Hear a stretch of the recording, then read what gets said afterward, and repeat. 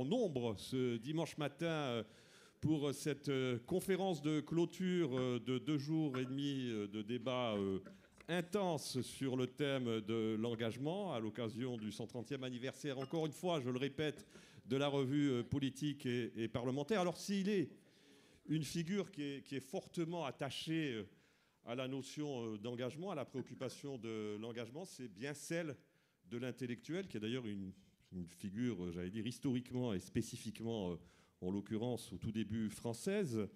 D'ailleurs, la notion d'intellectuel, il faut le rappeler, apparaît tardivement dans le débat public en France.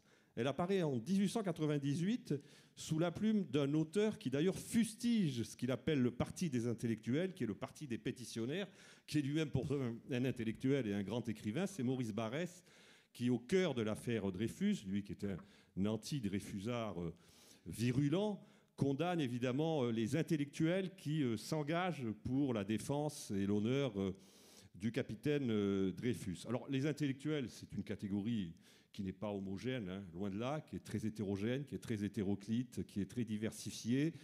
Les intellectuels se sont beaucoup trompés au XXe siècle. Enfin, beaucoup d'intellectuels se sont beaucoup trompés au XXe siècle. Certains, parfois plus rares, ont eu raison avec d'autres. Vous savez, vous connaissez la fameuse phrase « il vaut mieux avoir raison avec Sartre il vaut mieux avoir tort avec Sartre qu'avoir raison, avec Raymond Aron ». L'histoire a plutôt donné raison, en règle générale, à Raymond Aron dans son jugement très lucide sur l'évolution de l'histoire. Mais les intellectuels sont, même s'ils sont très différents, même s'ils peuvent être très opposés, même s'ils peuvent se déchirer, ont un point commun qui est absolument essentiel, c'est qu'ils sont absolument indispensables au débat démocratique. Alors on va s'interroger durant cette heure avec 3 personnalités, d'abord sur ce qu'ils sont devenus dans le débat public, quels sont aujourd'hui finalement leurs rôles dans ce débat public, quelles sont les causes qui, disons, les agissent, les font bouger dans l'espace public. Autant de questions auxquelles on va essayer de répondre. Alors avec 3 personnalités, toutes engagées, les unes comme les autres, dans différents débats. La première, à mes côtés, Pascal Bruckner. On est très heureux ici de vous accueillir avec la revue politique et parlementaire ici à Saint-Raphaël. Alors vous êtes essayiste, philosophe, romancier. Vous avez fait votre thèse avec Roland Barthes, j'ai vu. Vous êtes une figure familière du débat public et du débat intellectuel en France. Alors je vais citer plusieurs de vos ouvrages. Vous avez publié Le sanglot de l'homme blanc au Seuil en 1983, La tyrannie de la pénitence chez Grasset en 2006. Et vous venez de publier, il y a maintenant quelques jours, chez Grasset, Je souffre, donc je suis, portrait de la victime en héros. Vous êtes par ailleurs pré-Médicis, prix Renaudot et membre de l'Académie Goncourt. Vous nous expliquerez ce que vous entendez tout à l'heure sur cette idéologie victimaire. À vos côtés, un peu plus loin, une personnalité que vous connaissez bien, Christophe Barbier. Christophe, merci d'être présent. Christophe Barbier est éditorialiste. Il a dirigé pendant de nombreuses années la rédaction de l'Express. Il est présent sur de nombreux plateaux télévision à commenter et à chroniquer l'actualité politique chez BFM, sur le plateau de C'est dans l'air, sur Radio J. Vous êtes vous aussi l'auteur de nombreux ouvrages, d'ailleurs, qu'on peut retrouver au fond de la salle. J'en cite quelques-uns. Les derniers jours de François Mitterrand, Macron sous les masques, Les tyrannies de l'épidémie. Vous êtes un homme, il faut le dire aussi, un homme de théâtre, metteur en scène et acteur. Et vous avez publié, je crois en 2015, un dictionnaire amoureux du théâtre que je recommande à tous les amateurs de théâtre. Et votre dernier livre est paru chez Fayard, et c'est un livre qui résonne avec l'actualité, Peuple de colère. C'est bien ça. Et puis, alors, tout à fait à côté de vous, quelqu'un qui est d'ailleurs un des membres du comité éditorial de la revue politique et parlementaire, qui est déjà venu à Saint-Raphaël, Boualem Sansal. Alors, Boualem Sansal, il est essayiste, il est romancier. Il a, avant de s'adonner à l'écriture, une longue carrière à la fois d'ingénieur, de scientifique, de responsable administratif en Algérie. Son engagement a fait qu'il a été limogé d'ailleurs par le pouvoir algérien lorsque vous occupiez des fonctions de responsabilité dans l'administration centrale algérienne. Vous êtes l'auteur de très nombreux romans, Le serment des barbares, Le village de l'Allemand, 2084. Vous avez été Grand Prix du roman de l'Académie française. Et vous venez de publier aux éditions du Cerf, il y a maintenant 15 jours, 3 semaines, un ouvrage qui est en forme de défense et d'illustration de la langue française.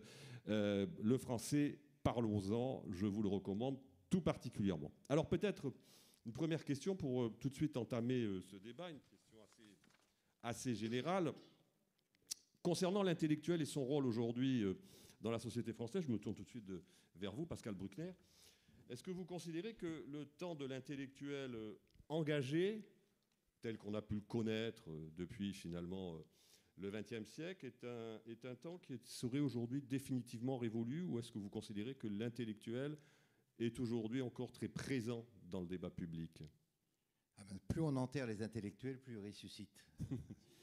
Tous les 10 ans, on dit c'est fini, il n'y a plus d'intellectuels, il n'y a plus d'intelligentsia. Mais tout simplement, c'est que c'est les métamorphoses d'un rôle qui date de Voltaire. Donc le premier intellectuel engagé, c'est Voltaire. D'ailleurs, aujourd'hui, Voltaire serait fustigé par une partie de la gauche comme islamophobe, puisqu'il a écrit une pièce qui s'appelle Mahomet, qui était en fait une critique de Louis XIV et du pouvoir absolu, mais qu'on n'a pas pu monter ni en France ni en Suisse parce que les salafistes menaçaient de violence. Donc c'est Voltaire, c'est évidemment Zola, et c'est Sartre qui est le prototype de l'intellectuel engagé à mauvais escient. Parce que c'est quand même, et Dieu sait si j'aime Sartre et si je l'ai adoré plus jeune, mais il y a un problème de l'engagement sartrien, il faut en dire 2 mots quand même. C'est que pendant la guerre, il n'a pratiquement rien fait, il a fait jouer ses pièces, Les Mouches, il a sorti L'être et le néant en 1943, qui est d'ailleurs un très bon livre. Et quant à Simone de Beauvoir, j'ai appris récemment par Pascal Horry que de janvier 1944 à juin, elle a occupé un poste à Radio Paris, qui était quand même la radio pétainiste par excellence, sur le music-hall, où elle étudiait le music-hall de Mistinguett à François Villon. Et puis quand les Alliés ont débarqué, évidemment, ça faisait mauvais effet. Et là, elle a quitté son poste parce qu'elle avait besoin d'argent pour vivre. Mais ce qui est intéressant avec Sartre, c'est que n'ayant pas pris les armes, contrairement à d'autres, à Canguilhem, à Cavaillès, ne s'étant jamais battu. Ou à Marc Bloch. Marc Bloch, ne s'étant jamais battu physiquement. Après la guerre, il a renchéri sur l'engagement obligatoire de l'intellectuel. Il a fait régner la terreur avec les temps modernes pendant 10 ans. Et toutes les têtes qui dépassaient étaient coupées. Vous avez cité Raymond Aron, on peut citer Camus, même Merleau-Ponty s'est fâché avec lui. Pourtant, Merleau-Ponty a trempé dans l'infamie stalinienne pendant très longtemps aussi. Et ensuite, Sartre a oscillé.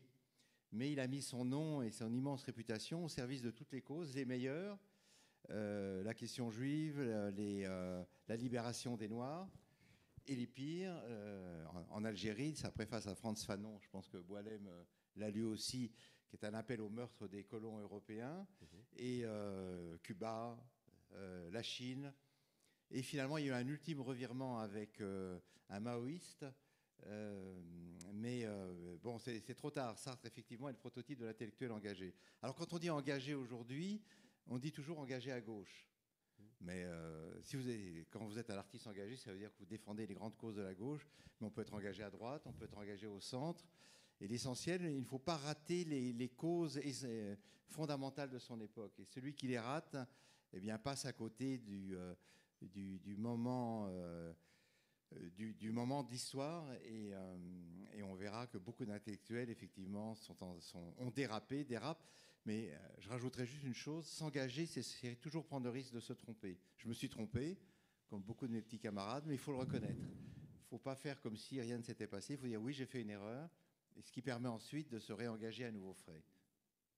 Christophe Barbier, votre vision aujourd'hui de l'intellectuel engagé, est-ce que vous considérez que l'intellectuel est peut-être moins présent dans le débat? Moi, je me souviens, dans les années 80, après la victoire de la gauche au pouvoir, Le Monde avait sorti une série sur le silence des intellectuels, comme si finalement l'exercice du pouvoir était constitué une forme de gêne ou de malaise pour les intellectuels, notamment les intellectuels de gauche.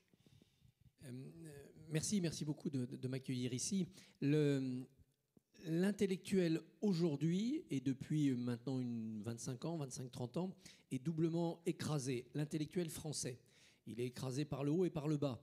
Par le haut, il est écrasé par une mondialisation des idées, de l'opinion, de la pensée, qui fait que le français reculant, la portée de l'intellectuel français a pu être amoindrie. Et on n'est plus dans les époques rayonnantes où de Victor Hugo peut-être jusqu'à Sartre ou Derrida, Foucault, eh bien, l'internationalisation de la pensée française était facilitée par son prestige, mais n'était pas handicapée par le recul de la langue française. Puis je pense que l'intellectuel engagé aujourd'hui est aussi détruit, sapé par le bas, parce que nous sommes dans un monde où l'échange d'opinions, l'échange d'idées et finalement le combat des engagements se produit sous des formes dévalorisées qui sont liées aux réseaux sociaux et aux nouveaux médias qui font circuler ces opinions. Et donc on est passé d'un monde vertical où la parole venait d'en haut, et donc quand on était dans la figure de l'intellectuel, mais c'est vrai aussi du politique, et qu'on était en haut, eh bien on pouvait faire descendre cette pensée, et finalement elle ruisselait, elle irradiait par le biais de l'université, par le biais aussi des médias de l'époque qui descendaient par la presse écrite, et puis par le biais aussi de la production éditoriale des livres qu'il publiait. Et que cette manière de faire partager au plus grand nombre une pensée construite au sommet, cette manière-là est détruite. Et il ne faut pas le regretter ni vouloir revenir en arrière, c'est trop tard. On est passé d'un monde vertical à un monde horizontal, un monde de réseau, le monde de la toile, le monde des réseaux sociaux, où il y a beaucoup d'avantages, puisque l'échange des idées touche beaucoup plus de monde, beaucoup plus vite, où la percussion de certaines idées peut être beaucoup plus rapide et gagner la planète en quelques minutes ou quelques jours. Mais où, hélas, évidemment, au passage, on a payé le prix terrible du relativisme le plus total. Tout vaut tout. Tout se vaut.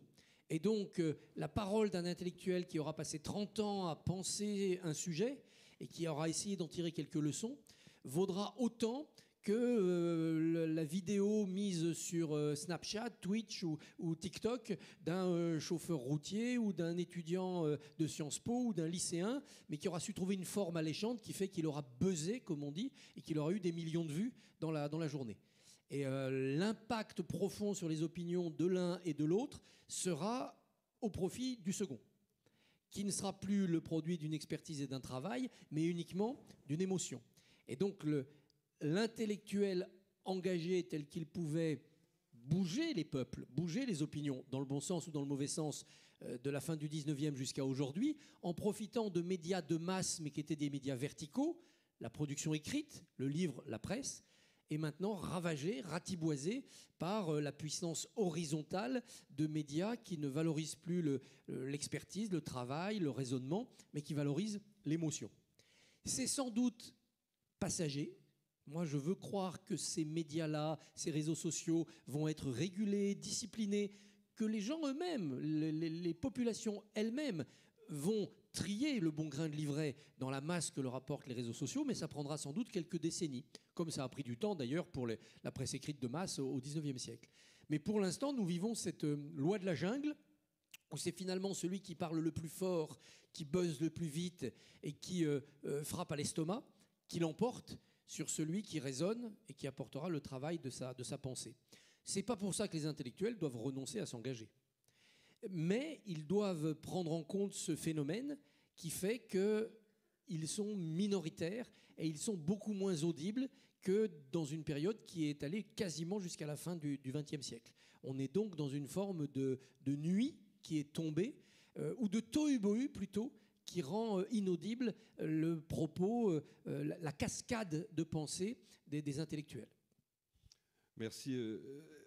Boualem Sansal, par rapport à cette question justement de l'engagement des intellectuels aujourd'hui, comment vous analysez la place de l'intellectuel dans le débat public et son rôle ? C'est une question qui me gêne beaucoup, parce que je suis un étranger. Donc on parle d'engagement. L'engagement, ça renvoie à la démocratie dans un système politique que je ne connais pas du tout. Moi, je suis né dans une dictature militaire à laquelle a succédé une dictature religieuse. Donc le mot engagement est un mot extrêmement dangereux. On n'est pas engagé. On se désengage de la société. C'est la seule façon de s'en sortir. S'engager, c'est rejoindre les islamistes ou le pouvoir.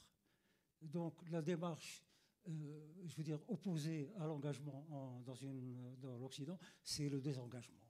Donc voilà, moi j'ai toujours refusé de m'engager dans les jeunesses FLN, dans le FLN, dans la mosquée, dans les syndicats maison. Voilà. Et alors, est-ce que ce désengagement ne vous rendait pas suspect aux yeux du pouvoir algérien? Hein? Est-ce que ce désengagement ne vous rendait pas suspect aux yeux du pouvoir algérien? Mais il faut être stratège, que ce soit dans l'engagement ou le désengagement, il faut être stratège. Il faut aussi savoir qu'on vit, qu'on s'expose, qu'on s'engage ou qu'on se désengage, on s'expose évidemment. Et il faut être intelligent, il faut... Alors, l'engagement en démocratie, moi j'y crois plus tellement, et je vais dire pourquoi. C'est parce qu'il faut redéfinir la démocratie. C'est quoi la démocratie? Il y a des forces agissantes qui s'engagent de manière agissante. C'est le capital, c'est les ordres dominants. Eux imposent un mode de vie, un mode de raisonnement. Et vous êtes. L'engagement intellectuel reste un peu de la parlotte. Ça n'agit pas sur la société. Bon, on peut échanger à perte de vue. Regardez par exemple sur l'évolution de l'islamisme en France. Il est apparu il y a une trentaine d'années, en très peu de temps, il a envahi la société, il est partout. Il est donneur d'ordre maintenant. L'islamisme en France a polarisé la société dans une direction. Il n'y avait plus moyen d'échapper. Il est d'autant plus difficile d'échapper à cela qu'on ne peut pas critiquer l'islam et l'islamisme. Donc quel engagement, puisque vous ne pouvez pas le faire? Quel Français aujourd'hui peut s'exprimer librement à la télévision ou à la radio ou dans des enceintes comme celle-ci sur la dénonciation de l'islam? On peut s'engager pour ce qui est de l'économie, de ceci, de cela. Oui, il y a une tradition. Vous considérez que le débat est d'une certaine manière censuré en France? Le débat public sur ces questions? Il est autocensuré. On s'engage quand même beaucoup, mais c'est dangereux. C'est dangereux. Voilà. Mais on peut le faire. Il y a quand même des paroles qui se lèvent.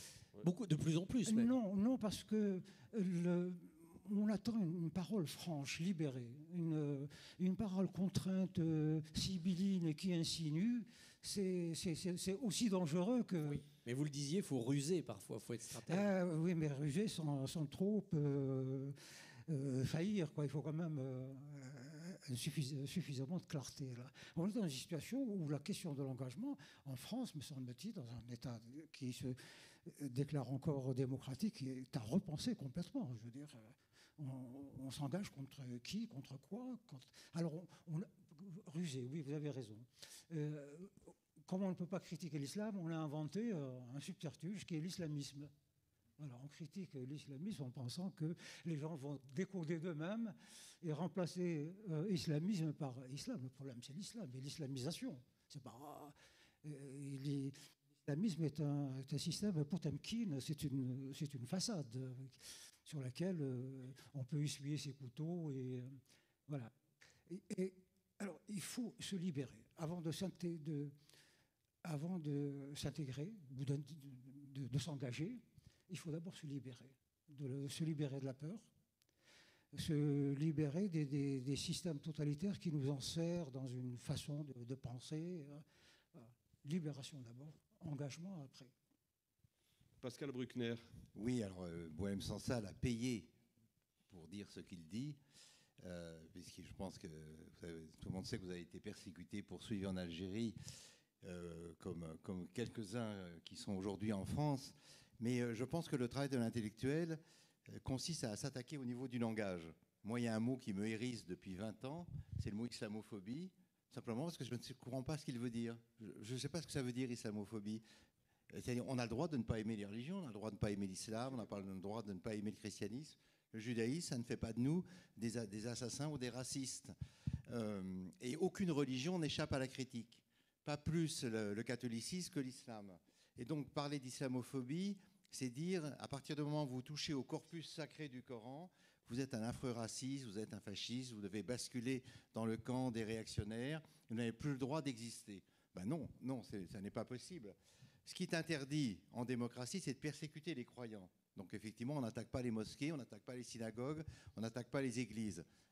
Les événements ont prouvé qu'on attaquait les synagogues et les églises plus facilement que les mosquées, en tout cas en France. Donc au moins les Français n'attaquent pas les mosquées, ce qui est un signe de bonne conduite et de civilisation. mais on a parfaitement le droit d'attaquer l'islam radical. Et là, c'est vrai que depuis 24 ans, Boualem a raison. On a vu une partie de la gauche embrasser passionnément la cause de l'islam au nom des opprimés. Et l'origine de cet acoquinement pervers vient d'un opuscule qui est paru en 1994 en Angleterre, le prophète et le militant, d'un groupuscule trotskiste qui s'appelle le Socialist Workers' Party, Christopher Hartmann, expliquant que dans certaines conditions, les militants révolutionnaires devaient s'allier avec les masses musulmanes insurgées qui portaient en elles un potentiel subversif que ne portaient plus les classes ouvrières. C'est ce que l'on appelle l'islamo-gauchisme. L'islamo-gauchisme, qu'on pourrait appeler aussi l'islamo-fascisme, parce que je trouve que le mot gauchisme est beaucoup trop tolérant. C'est l'islamo-fascisme qu'il faut dire, parce que les méthodes de certains groupes sont proches de celles du national-socialisme ou de Mussolini.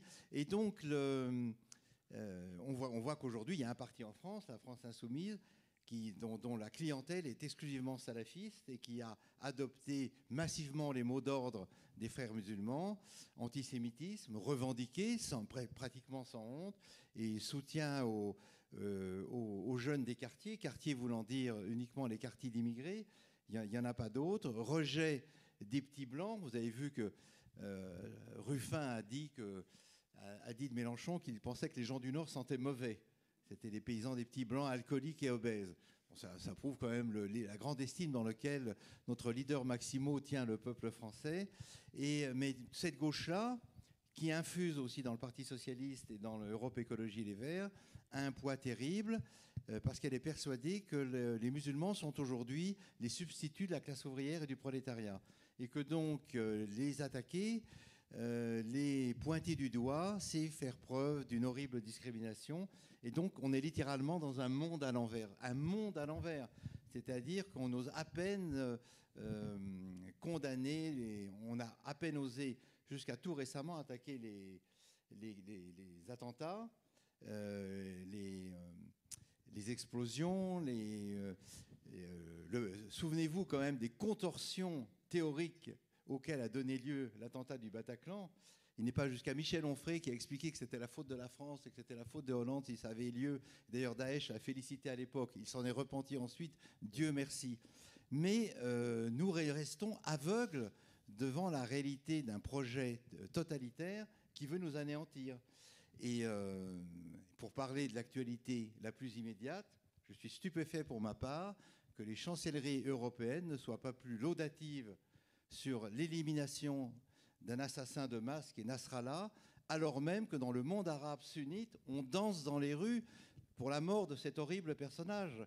On peut dire, on se soucie du sort du peuple libanais, oui, mais cet homme et le Hezbollah, c'était des terroristes comme le Hamas. Mais on est tétanisé. Et vous l'expliquez comment ? C'est la culpabilité occidentale qui est à l'origine de ce comportement. La mauvaise conscience, puisque les islamistes très habilement nous renvoient en permanence le fait colonial. On oublie entre parenthèses que la Turquie a quand même colonisé le Moyen-Orient et une partie de l'Europe orientale pendant 7 siècles, que l'Espagne a été elle aussi colonisée par des dynasties musulmanes pendant 4 ou 5 siècles, y compris le Languedoc pendant 90 ans. Et donc la faute coloniale ne doit reposer que sur nos épaules. Et puis, alors je pense qu'il y a aussi un souvenir de la Seconde Guerre mondiale. C'est le traumatisme de 1945. Nous pensons que la paix doit être l'état normal des relations entre nations et que la guerre est une exception. Or, Israël a montré que parfois porter le fer dans la plaie est une manière aussi nécessaire de faire avancer les choses. Mais là, je dois dire que mon président m'a un peu déçu dans ses réactions. Il aurait pu rappeler quand même que le Hezbollah a tué 58 soldats français en 83, 240 soldats américains, il a fait sauter la voiture dans l'ambassade de France et des États-Unis. Et Kamala Harris a au moins dit que ce monsieur, qui est mort avant-hier, avait du sang américain sur les mains. Mais nous souffrons en Europe d'une incapacité à désigner l'ennemi. Nous pensons toujours que avoir un ennemi, c'est un malentendu, et qu'en fait, il s'agit d'un rival ou d'un adversaire. Christophe Barbier, pour prolonger ce que dit Pascal Bruckner, est-ce que vous ne pensez pas est-ce que vous ne pensez pas, parce que vous êtes quand même un observateur attentif, non seulement du débat politique, mais aussi quand même des évolutions de l'opinion publique, il y a, de ce point de vue-là, une espèce de décalage.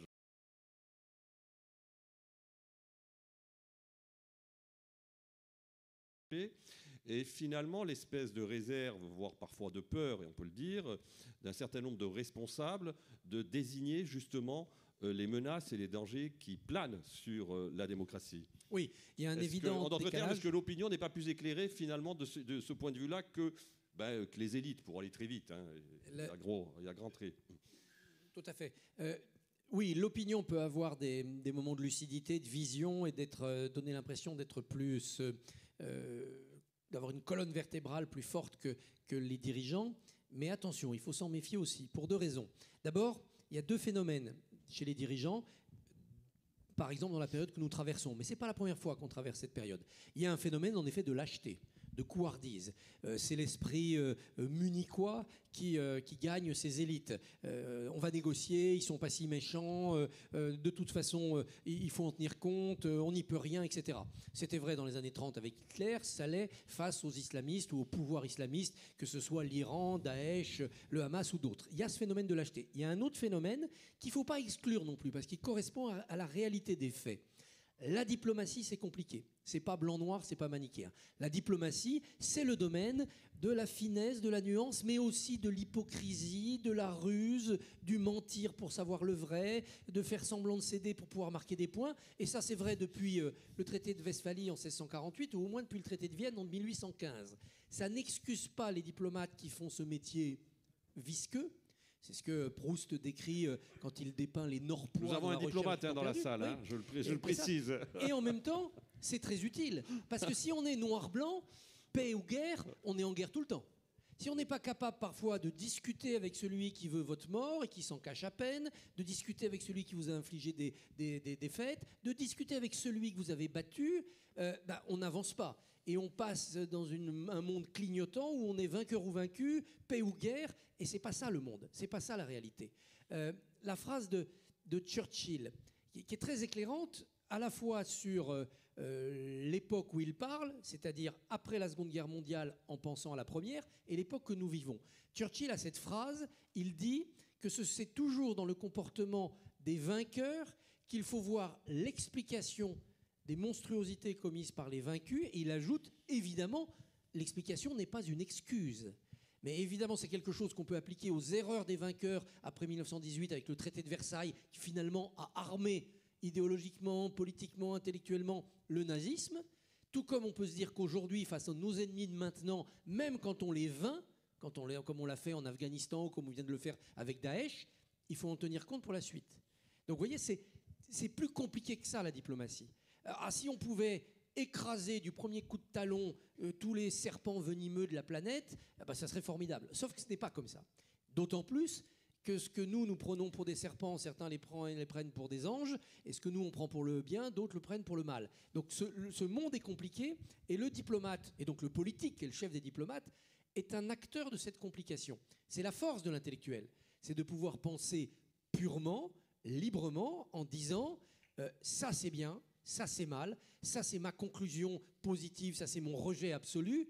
Le politique, lui, ne peut pas se permettre cela. Pour reprendre un mot cruel, est-ce que l'intellectuel n'est pas celui qui a les mains pures parce qu'il n'a pas de mains, ou parce qu'il a des mains mais qu'il ne les met pas dans le cambouis? Le diplomate, le politique, ils mettent les mains dans le cambouis. Alors c'est des bricolages, c'est pas toujours glorieux, mais c'est ce qui permet d'être en phase avec une réalité qui elle-même est complexe.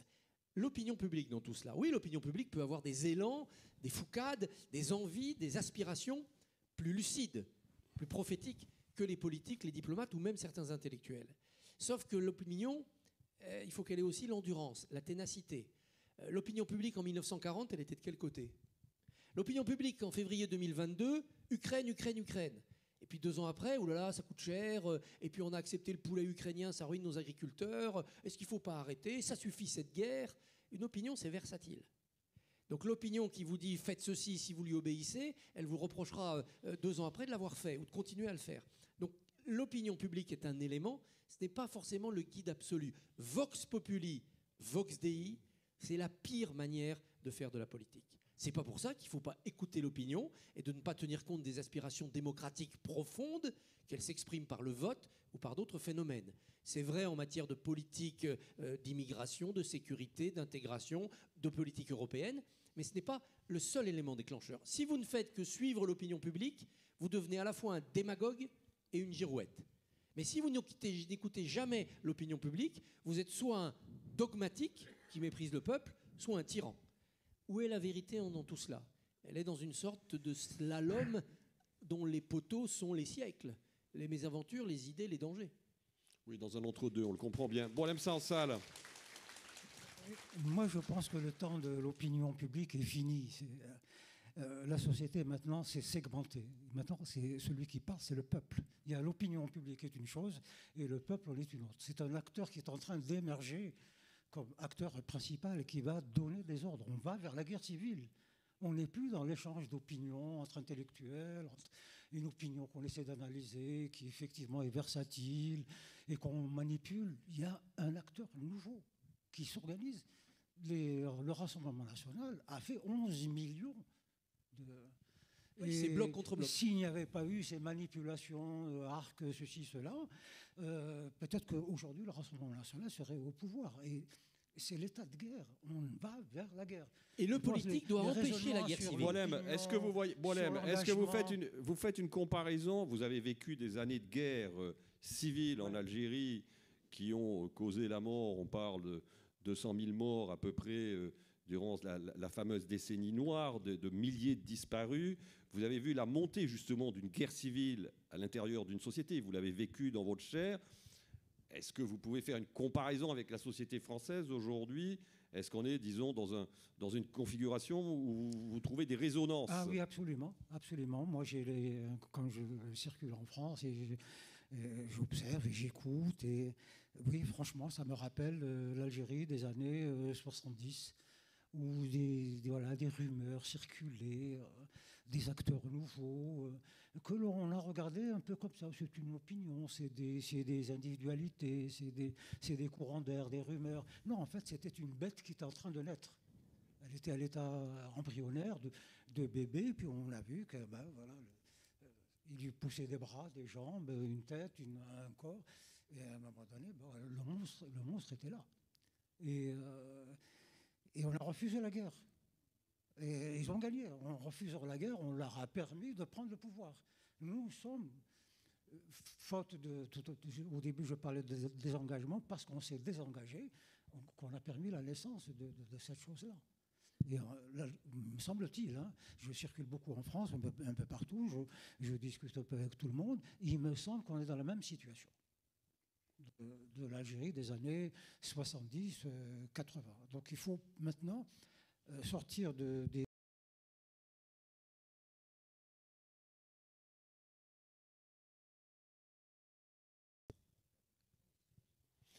Pascal Bruckner, je voudrais revenir justement sur ce que vous avez esquissé il y a quelques minutes.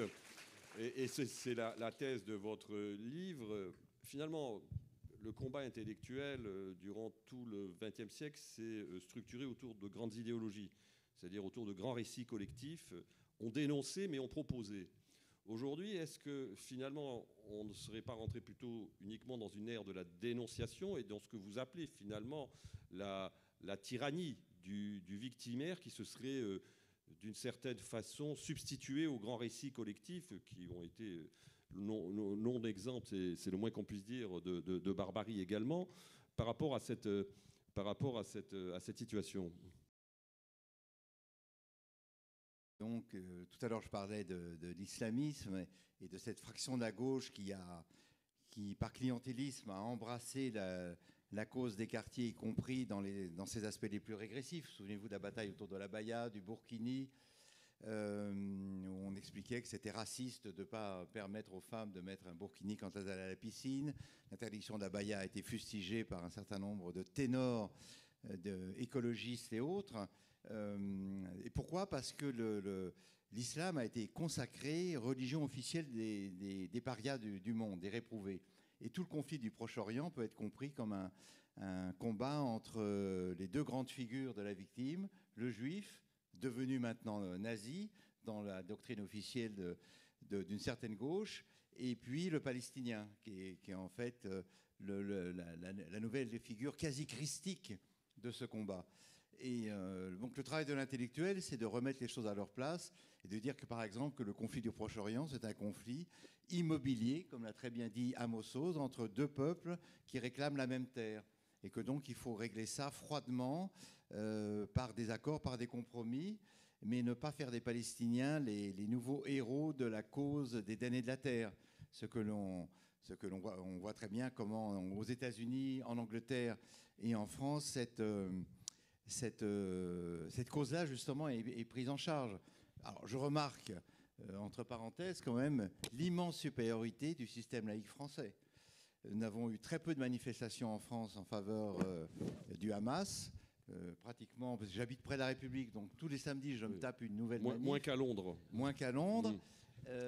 Les banlieues n'ont pas bougé, ce qui veut donc dire que les banlieues, en fait, se moquent des Palestiniens, complètement, de la cause palestinienne. Ce n'est pas leur cause. Eux, ils ont d'autres soucis. Le travail, la réussite, les rapports avec la police qui sont tendus. Et donc, sur ce plan-là, quand même, je serais peut-être plus optimiste que Boilem. Je pense que la France a des garde-fous et a quand même une mémoire des guerres de religion qu'elle n'a pas envie de revivre. Comme les guerres de religion, c'est le traumatisme de nos familles. Quand on est dans une famille soit de protestants, soit de catholiques, on se souvient des atrocités qui se sont passées. Il y a une série sur France 2 qui est faite par Christopher Thompson qui évoque justement les guerres de religion. Quand on regarde ça, on se dit mais je n'ai pas envie de recommencer. Et Dieu merci, nos ancêtres ont inventé la laïcité pour vivre une relation apaisée entre les églises, les cultes et l'État. Et on peut s'en féliciter. Donc je pense que d'une certaine façon, la France est mieux armée, mieux outillée pour cela. Mais en fait, évidemment, il y a toujours des risques de dérapage. Et puis, les passions politiques sont fortes. Et certains leaders ont tellement envie de prendre le pouvoir qu'ils sont prêts à tout pour être sur l'affiche, au moins Premier ministre. Je vous voyais réagir. J'ai constaté, comme Pascal, qu'en effet, on n'avait pas en France les manifestations quantitatives qu'on pouvait avoir en Angleterre ou aux États-Unis. Néanmoins, je m'inquiète fortement, pour deux raisons. D'abord parce qu'il y a des signes quand même dans notre société qui m'ont semblé très inquiétants. Entre 2019 et 2024, la liste La France Insoumise gagne 1 million de voix, passe de 2 à 3 millions, c'est-à-dire plus 50%. Quel est le seul argument nouveau entre ces deux échéances de leur côté? C'est Rima Hassan, placée en 9e position, comme signe envoyé à cet électorat. Si vous voulez qu'elle soit élue, bougez-vous, mobilisez-vous. Je ne l'ai pas mise 2e, je l'ai mise 9e. Et ça a marché. Christophe, juste un point. Je suis d'accord, le vote France Insoumise est en partie un vote communautariste, mais il ne l'est pas seulement. Non, pas seulement. Non, c'est un vote d'addition, de colère et de protestation, mais le 7 juillet au soir, au second tour des législatives, quand Jean-Luc Mélenchon prend la parole à 20h02 devant tout le monde, ce que la gauche traîne maintenant comme une sorte de péché originel, en tout cas de malédiction originelle. Glucksmann en parle encore dans les interviews de ces jours-ci. Le 20h02 du 7 juillet, la gauche social-démocrate a perdu la main parce que Jean-Luc Mélenchon a dit deux choses. Il a dit d'un côté, ça nous a occupé tout l'été, tout le programme du Fonds populaire, rien que le programme du Fonds populaire, ça a bloqué le jeu institutionnel. Puis de l'autre côté, il a dit « Je remercie la France nouvelle et la France de toutes les colères ». C'est quoi ces deux France? La France de toutes les colères, c'est la France en effet qui votait les filles sans être dans l'islamo-gauchisme, qui votait les filles en 2008 quand c'était le parti de gauche, en 2012, en 2017. Il y a cette France-là, prolétaire enracinée en colère, qui veut détruire ce que la France insoumise veut détruire, c'est-à-dire la Ve République tyrannique, le capitalisme tyrannique et la bourgeoisie tyrannique. Très bien, ça c'est le protocole révolutionnaire classique. Et puis il y a cette France nouvelle, qui est la France des quartiers, de l'islamo-gauchisme, que Mélenchon va chercher. Et comme il l'a dit en effet il y a quelques jours, occupez-vous des quartiers, le reste, ça ne compte pas. En clair, on a fait le plein ailleurs, là on a encore des millions de voix à gagner. Le but de Mélenchon n'étant pas de gagner les élections. Le but de Mélenchon étant d'arriver au second tour d'une présidentielle face à Le Pen, d'être évidemment écrasé par Le Pen, qui verra arriver à elle tous les électorats conservateurs, les électorats modérés et la France électorale qui pèse, c'est-à-dire la France la plus âgée. Elle sera élue à 2/3 des voix, mais lui, Mélenchon, en espère un électrochoc dans l'opinion, c'est-à-dire la révolution. La révolution menée par ces quartiers, mais aussi par une avant-garde, et c'est là mon deuxième point qui m'inquiète par rapport à ce que disait Pascal, l'avant-garde qui est, comme toujours avec ces révolutionnaires, eh bien, la petite phalange à l'époque bolchevique en 1917 ou communarde en 1871, aujourd'hui mélanchoniste, c'est-à-dire Sciences Po. C'est-à-dire ceux qui étaient capables, et c'est ça qui m'a inquiété dans la France, d'arracher des affiches avec des bébés dessus qui étaient otages du Hamas. Cette France-là qui n'a plus aucune retenue, qui n'a plus de scrupules, elle fournit l'avant-garde éclairée, ce sont tous des diplômés. À la masse prolétaire nouvelle de l'islamo-gauchisme, en effet, ceux que Edoui Plenel a très bien décrits dans ses livres, c'est-à-dire le nouveau lumpenprolétariat, ce n'est plus les ouvriers des mines et de la sidérurgie, il n'y en a plus, ce sont les jeunesses immigrées, écrasées par le colonialisme, la République qui ne les a pas intégrées, le capitalisme. Donc c'est ça qui m'inquiète. Or, même si nous n'avons pas eu la masse de manifestants de Londres, nous avons eu ces deux facteurs, et notamment cette phalange éclairée. Or, les révolutions en France se font toujours par un tout petit groupe qui arrive à faire basculer, à entraîner non pas la majorité, mais une minorité qui prend le pouvoir. C'est vrai en 1789, ça a raté de peu en 1871, et c'est ce qu'espère Mélenchon. C'est pour ça que même si j'ai eu le même réflexe que Pascal, en France on a des antidotes, j'ai quand même une inquiétude. On ne fait pas les révolutions comme ils les font en Angleterre ou en Allemagne parfois. On les fait autrement, et peut-être qu'on est dans le même état de gravité. Alors juste avant qu'on prenne des questions, je voudrais prolonger avec Boualem Sansal et le regard justement qui est le sien, qui est un regard à la fois extérieur, mais aussi il connaît très très bien la France. Et dans votre dernier ouvrage, Le Français, parlons-en, vous essayez d'analyser l'une des racines du malaise français. Vous nous expliquez, j'allais dire de manière implicite, que, in fine, la France ne s'aime plus. C'est-à-dire que la France est rentrée dans une logique qui est une logique de dénigrement de son passé, de son histoire, une sorte de logique de repentance que vous avez vous aussi, il y a déjà quelques années, largement analysé dans vos ouvrages, Pascal Bruckner. Est-ce que c'est ça aujourd'hui qui vous paraît le moteur finalement de ce que l'on voit apparaître dans la critique de la société française ? En réponse à ce que disait tout à l'heure Pascal, disons que la France disposait quand même de ressources, et vous avez dit exactement la même chose. Moi, je pense que entre l'optimisme et le pessimisme, il faut faire le pari du pessimisme. Parce qu'on est dans une situation où on a très peu de degrés de liberté. On agit sur quoi ? La France est sur une ligne de déclin tous azimuts. Industriel, c'est déjà consommé. Financier, on parle de faillite généralisée. Démographie. De la démographie, alors là, c'est qui menace toute l'Europe. Ça va mal de tous les côtés. Donc les ressources viendraient d'où ? Les forces de résistance, elles viendraient d'où ? La société française est fatiguée. Le peuple est fatigué. Pour le moment, il est en attente de l'homme providentiel, mais à un moment donné, je pense que la digue va lâcher. La France est mal en point. Dans mon livre, j'aborde une question, c'est évidemment c'est la culture. La langue française, elle a été, je pense, dans l'histoire de la France, un élément constitutif important. Parce que c'était une langue royale, une langue impériale. Elle a donc polarisé les esprits dans le sens de la grandeur, de la majesté, de la conquête et tout ça. Puis le français aujourd'hui, il est en train de disparaître, s'il n'a pas déjà disparu. Il reste une sorte de globish, comme on pourrait dire un franciche, mélangé au globish, au wesh-wesh, et puis un peu à cette langue administrative qui n'a pas d'âme. Voilà, donc il vaut mieux, à ce stade-là, il vaut mieux cultiver le pessimisme et dire le danger c'est demain et se préparer. Alors, juste, Michel Collomb... rapidement, Gérard Collomb disait, la fameuse phrase de Gérard Collomb, nous sommes côte à côte et demain nous serons face à face. On est déjà en face à face, on n'est plus côte à côte. Alors, je vais vous faire réagir tous les deux rapidement au propos de Boualem, et ensuite on passera la parole à la salle. Pascal Bruckner, oui, ce que dit le pessimisme. Ce que dit Boualem Sansal me fait penser à la phrase de Billy Wilder pendant la Seconde Guerre mondiale, les optimistes sont à Auschwitz et les pessimistes sont à Hollywood. Et c'est vrai, mais on peut être un pessimiste actif, on peut être un pessimiste de la volonté, pour reprendre une phrase de Gramsci. Et le fait que la situation soit très inquiétante, et là je suis d'accord avec Christophe, ne doit pas nous conduire à baisser les bras. Au contraire, il faut essayer, dans la mesure du possible, de neutraliser les extrêmes tout en tenant compte de leurs opinions pour avancer. Et Je pense que nous avons des ressources, oui, je suis persuadé que nous avons les ressources morales, spirituelles, culturelles. Alors pour la langue, tu as raison, Boualem, ça me rend fou, moi, le franglish, ça me rend fou. C'est la langue du business, c'est la langue de l'administration, c'est la langue de la publicité, c'est la langue d'une certaine bourgeoisie cosmopolite qui adresse les problèmes au lieu d'essayer de les résoudre, qui implémente au lieu d'accomplir, on challenge au lieu de défier, et il faut essayer de corriger à chaque fois parce qu'effectivement, c'est vieux comme le monde. Hein. Étienne, déjà après la guerre, avait critiqué le franglish, et Stendhal se moquait en 1830 de l'anglomanie des élites occidentales.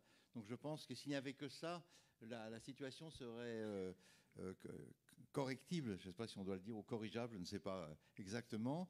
Mais non, moi je garde une volonté de combat. Et c'est peut-être là que les intellectuels ont un rôle à jouer. Ne cédons pas au défaitisme ambiant. Moi, ça me rend fou. Nous vivons dans un pays où il est très agréable de vivre. Et Boualem Sansal disait « les Français sont fatigués ». Mais justement, ils sont même trop fatigués pour faire la révolution. Ils ne la feront pas. Souviens-toi de juin 68. Pendant 2 mois, on a joué à la révolution. Les mots d'ordre bolcheviques fusaient de partout. On voulait renverser la Ve République. En juin, l'essence est revenue. Les gens disent « Ah, il fait beau, tiens, si on partait en week-end ». Et c'était fini. Oui, c'est ça la France. Et les Français ont voté pour une majorité absolue gaulliste. Voilà, notre sacralité, c'est les vacances. Ne l'oublions jamais. Donc, vous répondez à la question. Faut-il que l'intellectuel soit absolument engagé? Je ne sais pas s'il faut qu'il soit absolument engagé. En tout cas, vous nous dites qu'il faut qu'il soit raisonnablement engagé. C'est ce que je comprends. Lucide sur les forces en présence. Juste un petit mot, Christophe, et après on passe vraiment la parole à la salle. Promis. Pour moi, l'intellectuel engagé, c'est presque un pléonasme. Un intellectuel qui n'est pas engagé, c'est pas un intellectuel. Pour moi, c'est un penseur. C'est très utile, c'est très précieux. Il est là, chez lui, dans sa cabane, il regarde les étoiles et il pense l'infini, l'espèce humaine, etc. C'est kantien, c'est très bien. Mais c'est pas un intellectuel, c'est un penseur. S'il veut faire, agir, soit il est intellectuel et donc il met ses idées au service de combat, en se trompant souvent, mais c'est aussi ça son rôle, soit il devient poète. Et poète, c'est poiein, c'est le mot faire aussi. Donc c'est quelque part un acteur aussi, le poète. Donc voilà pour l'intellectuel engagé. Le pessimisme est précieux en cela qu'il nous maintient éveillés, en vigilance. Du pessimisme à la paranoïa, il y a parfois pas grand-chose. On voit des ennemis partout puisqu'on pense que tout va aller mal et plus mal demain qu'aujourd'hui. Ça peut maintenir éveillé, sauf quand il se transforme en défaitisme et en fatalisme. Et là, en effet, il devient une sorte d'euthanasie de l'action. Donc il faut que le pessimisme soit aussi le pessimisme de celui qui va se dire la maison va brûler, où est l'issue de secours ? Et si le pessimiste cherche l'issue de secours quand il arrive dans une maison parce qu'il pense qu'elle va brûler, là, il est utile. L'issue de secours dans notre pays, ça a été 3 directions. La première direction, c'est la révolution, en effet. On renversait tout pour refaire du neuf, table rase.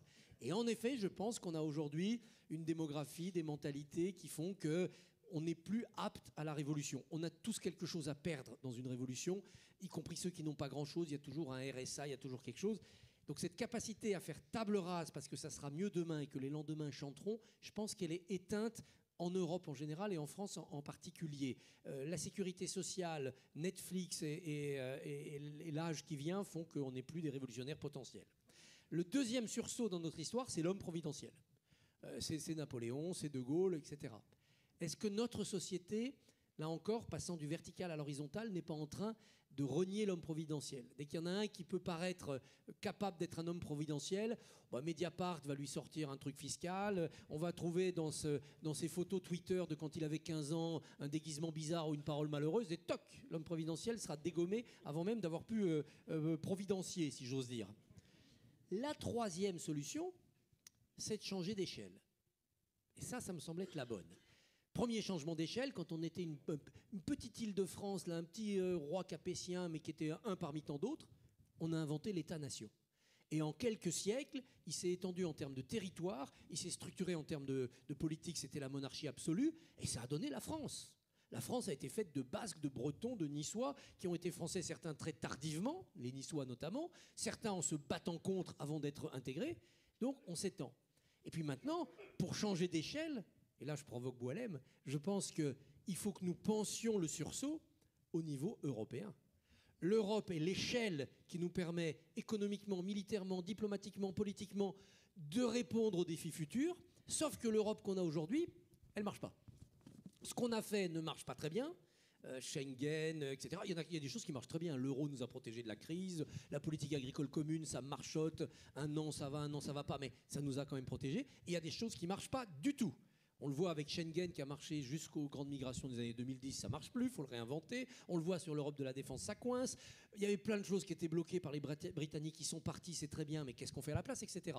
Mais si on ne fait pas ce saut de dimension, d'échelle, si on n'arrive pas à faire la nation européenne, c'est-à-dire tout ce qui fait la force d'une nation et qui a fait pendant des siècles la force de nos nations, Allemagne, Italie, Espagne, France, on le fait à l'échelle européenne, alors là on deviendra vraiment des confettis balayés par le vent. Mais je sais que Boilem n'est pas d'accord avec moi sur ça et que je suis sans doute très minoritaire dans la salle.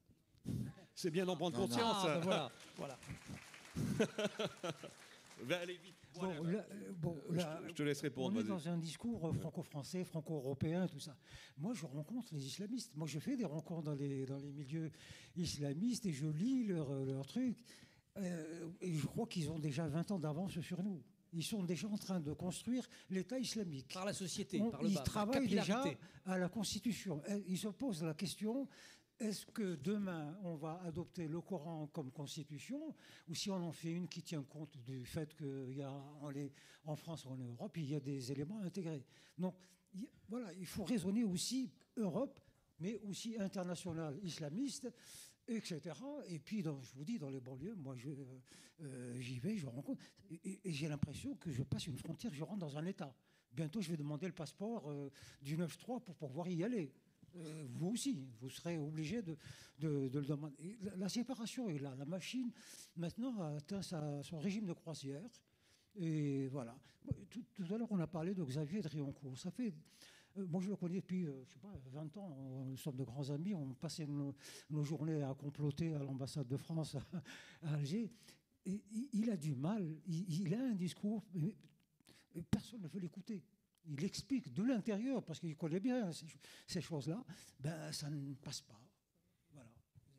Il faut peut-être... Alors on va prendre peut-être, merci Boilem, merci à tous les trois.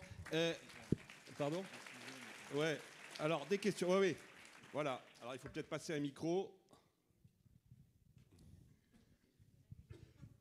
C'est la dernière du week-end. Allez-y. Bonjour, je m'appelle Flavien Ourcel, étudiant à HEIP Bordeaux, hautes études internationales et politiques. Alors ma question, c'est comment expliquez-vous que certains anciens intellectuels comme Jean-Luc Mélenchon ou Edoui Plenel se soient tournés aujourd'hui vers le clientélisme et même au-delà vers la violence et la recherche du buzz, comme l'a souligné Christophe Barbier. Je vous remercie. Alors Jean-Luc Mélenchon, à ma connaissance, n'a jamais été un intellectuel. Pardonnez-moi...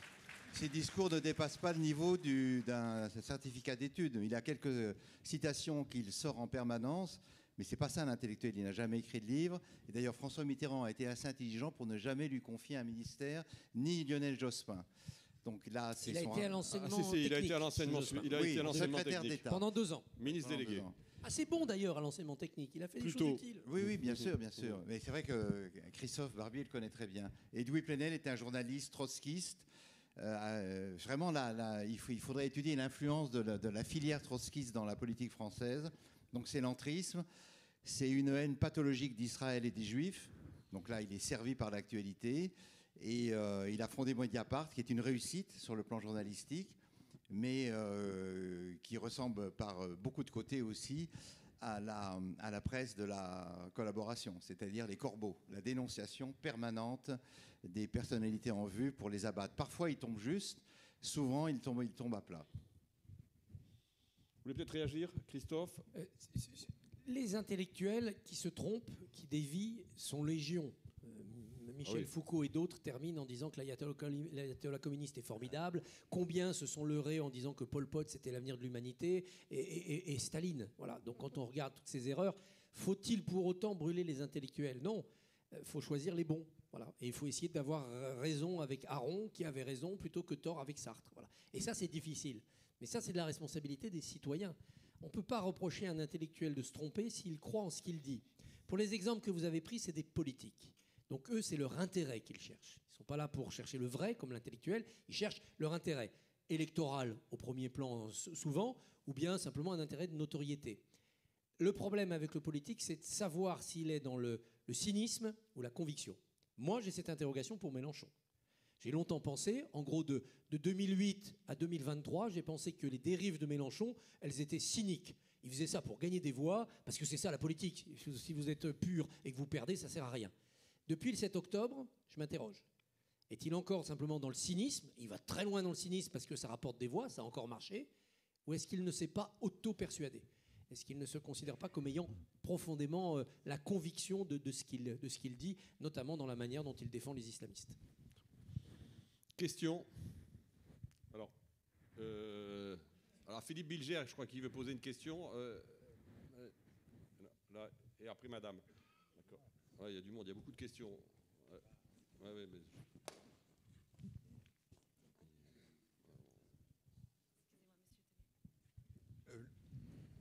Ma question concerne l'excellente interrogation posée par la revue Politique et Parlementaire.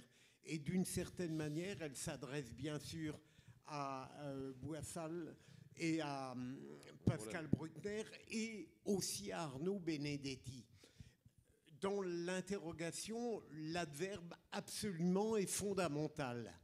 J'aimerais savoir si, au fond, cela signifie que vous acceptez l'idée d'engagement limité, relatif.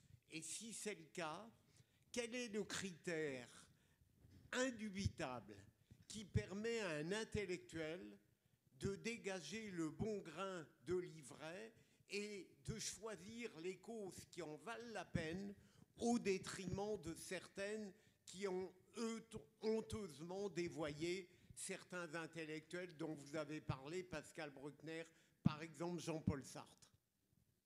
Alors peut-être que je répondrai sur la question très rapidement. Absolument engagé, parce qu'historiquement, engagement et intellectuel sont indissociables. Il faut rappeler qu'encore une fois, je l'ai dit tout à l'heure, c'est au moment de l'affaire Dreyfus que Barrès désigne pour les dénoncer ceux qui s'engagent parmi les auteurs, les journalistes, les universitaires autour de la défense du capitaine Dreyfus. Donc il y a quelque chose de pratiquement exclusif dans cet engagement. Mais l'histoire nous a appris que finalement l'engagement ne doit être que raisonné, et que ce sont les spectateurs engagés, d'une certaine manière, comme le disait Raymond Aron, qui très souvent ont fait l'analyse la plus lucide de la situation, et non pas ceux qui étaient véritablement au service d'une idéologie qui était très souvent une idéologie qui se voulait une idéologie progressiste, ultra-progressiste. C'est la thèse de Julien Banda dans La trahison des clercs. Exactement. Il dénonce ces intellectuels qui deviennent idéologues. Bien sûr. Avec le communisme comme avec le nazisme. Et après, lui-même devient stalinien et excuse la pendaison des médecins en blouse blanche sous Staline. Il y a des médecins qui sont contaminés par les maladies qu'ils soignent. Oui, mais surtout les intellectuels. Oui, alors pour répondre à votre question, je pense que dans l'histoire, il y a des fractures. Or, depuis le début du XXIe siècle, pour moi, il y a eu deux grandes fractures. Le 11 septembre 2001, la révélation de l'islamisme politique comme force mondiale avec la volonté de détruire les démocraties et les autres religions, remplacer Rome par une nouvelle capitale islamique et islamiser le monde entier. C'est le projet de Daesh, c'est le projet d'Al-Qaïda, des frères musulmans, c'est le projet de la monarchie iranienne. Et puis le deuxième grande fracture pour moi, ça a été 2014, l'invasion du Donbass et de la Crimée par les Russes, qui s'est prolongée par l'invasion de l'Ukraine. Et d'ailleurs, on voit que ces deux fractures se rejoignent, puisque Vladimir Poutine est aujourd'hui un grand allié de l'Iran. L'Iran offre des drones et des missiles à la Russie. Les Russes ont soutenu le Hamas, ils soutiennent le Hezbollah, ils soutiennent Damas, et il y a la Chine et la Corée du Nord. Donc il y a une sorte de nouvel axe totalitaire auquel on peut adjoindre l'Algérie, évidemment, le Venezuela, Cuba, le Nicaragua et quelques autres petits pays. Mais il faut être lucide et comprendre que quelque chose de fondamental et d'historique se joue dans cet affrontement entre les démocraties et les nouveaux empires totalitaires qui veulent réaffirmer leur pouvoir. Donc il ne faut pas rater ce rendez-vous historique. On peut le prendre d'une manière ou d'une autre, on peut préférer la négociation à la guerre, mais encore une fois, ce qui s'est passé ces derniers jours prouve que parfois une frappe brutale et une décapitation des cadres d'une organisation terroriste a du bon et même de l'excellent l'excellent, je dis bien de l'excellent. Moi, je me félicite de ce qui s'est passé à Beyrouth. Et encore une fois, dans le monde arabe, on danse. En Syrie, les gens ont dansé, se sont offerts des gâteaux pour la mort de cet horrible bonhomme, comme on aurait dansé en 1945 pour la mort de Hitler. Donc il faut rétablir parfois la vérité. On va reprendre une question, peut-être Boilem, par rapport à ce que vient de dire Pascal Bruckner. Ah oui, moi je confirme, effectivement. Sur le monde arabe et la mort de Nasrallah. Oui, quand j'ai appris ça hier par Chelgoumi, qui a ses réseaux, il l'a su avant tout le monde. J'ai envoyé une cinquantaine de mails, de SMS partout, victoire. Enfin, bref, on a besoin aussi de. Ces fondateurs des choses pareilles nous redonnent la pêche, quoi. Donc voilà. Ça, alors il y a une question, je crois, Madame. Il faudrait donner un micro, Madame. Bonjour. Merci d'abord pour la qualité de votre débat. Vraiment, vous avez été plus que franc. Merci beaucoup. C'est ça que j'ai beaucoup apprécié chez vous. Vous n'avez pas parlé en langue de bois. Et j'espère que la question que je vais vous poser, vous allez me répondre aussi sans langue de bois. Vous avez beaucoup parlé de la gauche, de Mélenchon, de l'islamisme. Monsieur Barbier, vous avez beaucoup parlé d'intellectuels, qu'il y en a que ce sont des bons intellectuels et d'autres des mauvais intellectuels. En tout cas, ceux qui font les bons choix et les mauvais choix. Voilà. Là, je suis parfaitement d'accord avec vous. Voyez, je suis même d'accord avec votre écharpe qui est peut-être plus connue que vous. Sans nul doute. D'ailleurs, parfois, je ne suis pas là, mais elle vient quand même. Voilà. Donc, la question, ce que je voulais vous demander, dans tout ce que vous avez dit, vous avez complètement zappé la droite. Mais où est notre droite maintenant? Est-elle aussi minable que ça pour que, dans des débats comme le vôtre, on n'en parle pas? Et vous, les intellectuels, ceux qui, comme vous, avez la franchise de voir les choses, pourquoi, une fois pour toutes, peu importe les idées politiques, vous ne vous mettez pas tous autour d'une table, vous dites là, la France, ça ne va pas, là, les Français, ils souffrent, là, il y a ça, et pour la France et pour les Français, peu importe ce qu'on pense, peu importe notre parti, mais nous allons nous mettre tous ensemble pour essayer que la France puisse repartir. Est-ce que vous pensez qu'un jour, on aura enfin des hommes et des intellectuels qui puissent raisonner comme ça? Alors Merci. Vous appelez à la restauration du Conseil national de la résistance, d'une certaine manière. Je ne sais pas qui veut répondre, peut-être Christophe ou Pascal ou Boilem. La figure de l'intellectuel de droite, c'est intéressant. Parce qu'on a tendance à penser que l'intellectuel est forcément de gauche. Et quand il vient de droite, c'est soit qu'il est intellectuel de gauche repenti, soit qu'il est intellectuel de gauche enrichi. Et on manque d'intellectuels de droite. Alors c'est vrai qu'ils sont frappés un peu d'ostracisme parce que les grands intellectuels de droite se sont fourvoyés, se sont compromis avec des idées ou des régimes aussi coupables, aussi criminels que ceux de gauche. Voilà.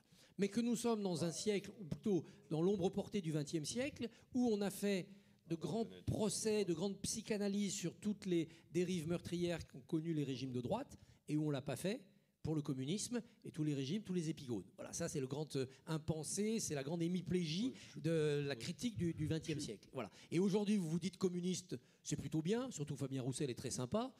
Si vous vous dites pétainiste, c'est évidemment forcément mal. Sauf qu'entre 39 et 41, c'était la même chose. Ils étaient dans le même camp. Mais ça, voilà, là on a ce problème de mémoire. Il faudra très longtemps pour le faire. On ne fera pas en 2025 le Nuremberg du communisme qu'on n'a pas fait en 55 ou 56. Voilà, c'est comme ça. Maintenant, regardons devant, quel type d'intellectuel de droite peut surgir? Tout intellectuel de droite qui nous dit « c'était mieux avant, faut revenir à l'âge d'or, ah là là, avant 68, avant 40, avant 89 », se trompe. L'intellectuel de droite qui n'est pas capable d'inventer un monde de demain avec ses valeurs et de donner la direction à suivre, qui ne regarde que dans le rétroviseur et pas dans le périscope, est inutile. Aux familles de pensée de droite, d'arrêter de nous dire « Ah, c'était mieux avant, revenons en 1950, le patriarcat, l'Église... » Non, c'est fini, c'est terminé. Inventons des choses qui nous permettent des lendemains meilleurs, des lendemains qui chantent, sans être forcément ni islamistes, ni post-communistes. Alors, il y a une question là-bas. Jean-François Delfrécy, je crois... Arnaud Vas-y, Boilem. Réponds. Je suis entièrement d'accord avec vous. Ouais, pardon. J'en ai fait même à un moment donné, disons, une sorte d'engagement. J'ai interpellé beaucoup de philosophes, pas les intellectuels, philosophes, hein, Michel Onfray, Raphaël Antoven et d'autres. Il a dit, mais organisez un congrès des philosophes. La France a besoin de marquer un moment, une journée, consacrer une journée à dire c'est quoi la France. La question, c'est celle-ci. Et ils veulent pas? Ils ont peur? Ils sont jaloux? Pourquoi ça bloque? Oui, il y a les problèmes Ils se d'ego, il y détestent a entre eux, peut-être c'est ça. l'impossibilité technique de faire la chose. Mais je leur ai dit cette simple question, c'est quoi la France? Est-ce que c'est l'Europe? Est-ce que c'est le monde? Est-ce que c'est l'histoire de Louis XIV? Est-ce que la France de Louis XIV ou une France a inventé? Alors je ne sais pas si on peut inventer une France de demain. Il faut la vivre. Bon, voilà, votre appel est lancé là. Hein, donc. Voilà. Maintenant, il y a le gouvernement Barnier, qui est une réunion de toutes les opinions politiques. On va voir s'il en sort. Ah, pas vraiment, non. Non, il est minoritaire, mais enfin bon. Jean-François Delfrécy.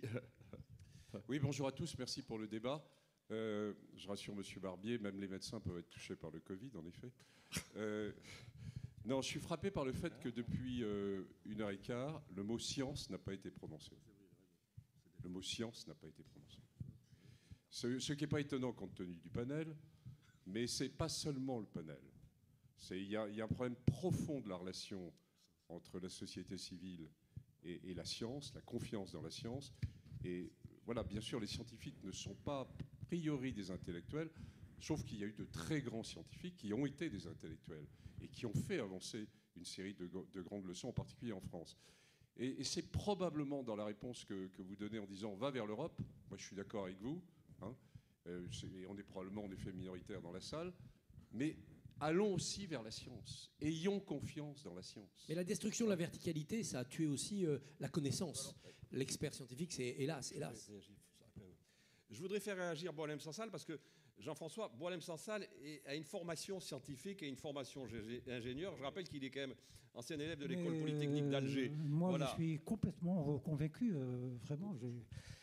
Oui, moi, j'ai fait des études d'ingénieur très poussées. J'ai beaucoup travaillé sur des choses de pointe. J'ai travaillé pour la NASA un certain temps sur des problèmes très complexes.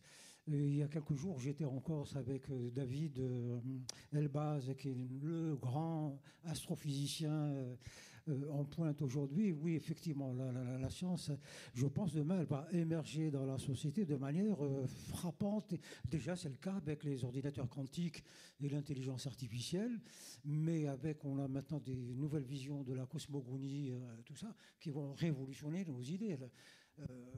La Terre, c'est fini. Maintenant, l'homme regarde les étoiles.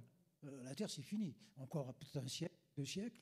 Et puis, on va être obligé de fuir parce qu'elle ne pourra pas nous nourrir. Mais c'est tout à fait...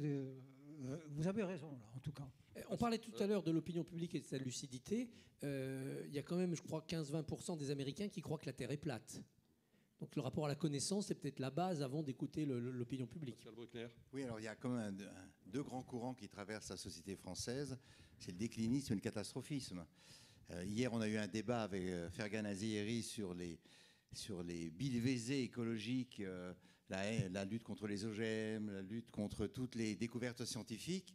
Mais aujourd'hui, ce qui est frappant, c'est que si la science est oubliée, c'est qu'on ne croit plus au progrès. Il n'y a plus que des innovations, mais le progrès global a été congédié et tout le monde est persuadé, c'est le fond de sauce de la pensée effondriste, que nous allons vers la fin du monde. Il est encore sorti un roman là-dessus cet automne qui nous explique donc nous devons plier bagages, le rideau va tomber et la Terre va s'enflammer. Et donc la fin du monde est quasiment programmée dans les années à venir. Tout ça ne favorise pas la curiosité pour la pensée scientifique. Je crois que les mathématiques s'effondrent en France dans le classement PISA.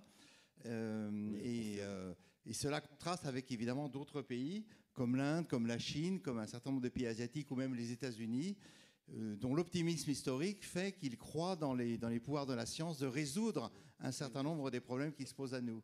Sur ce plan, c'est vrai que les Français sont plombés, mais ça fait partie du psychisme collectif sont plombés par un scepticisme qui a été nourri pendant 10 ou 20 ans, notamment par le catastrophisme vert, qui a été, pour le coup, lui-même une catastrophe pour la planète. Alors peut-être une dernière question, parce que notre ami Boualem Sansal va devoir partir dans quelques minutes pour prendre son avion.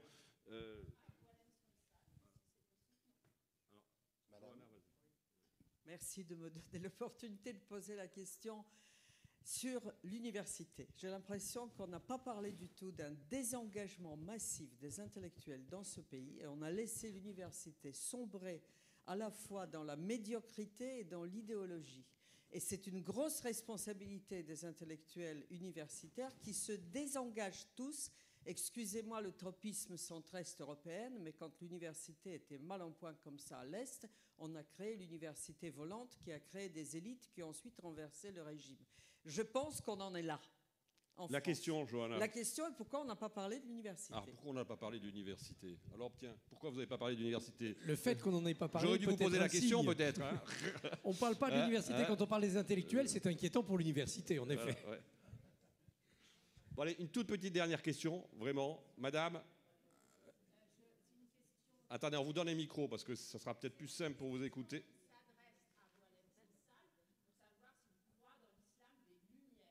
Ah, l'islam des Lumières, Boualem. Déjà me convaincre que ça existe pour que je puisse en parler, quoi. Bah oui, il y a eu un siècle des Lumières, peut-être il y a 14 siècles, mais c'est fini. Hein. Ça a disparu depuis longtemps. Alors, je sais qu'il y a des utopistes qui essayent de ressusciter la chose, mais moi je ne crois pas. Vous l'avez dit tout à l'heure, quand une civilisation est passée, elle est passée. Quoi. Averroès ne peut pas revenir? Non, je ne crois pas. Franchement, je ne crois pas. Non, là, c'est fini, il faut en sortir, il faut aller vers autre chose, quoi. Merci en tout cas à tous les trois.